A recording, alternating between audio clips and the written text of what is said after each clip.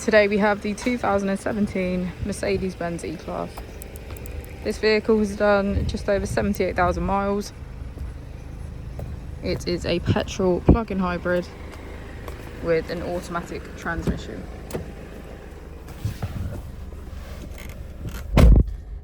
To the left of our steering wheel, we have voice control as a feature, as well as cruise control and our keyless ignition. Moving on to our screen, we can access our vehicle settings, smartphone integration, media, radio, and navigation. If we put the vehicle into reverse, we can see that it comes with a parking camera with front and rear parking sensors. Just below we have our AC with heated seats on either side. As we go into the back of the vehicle, we can see that it has a full leather black interior and get a good view of our panoramic roof.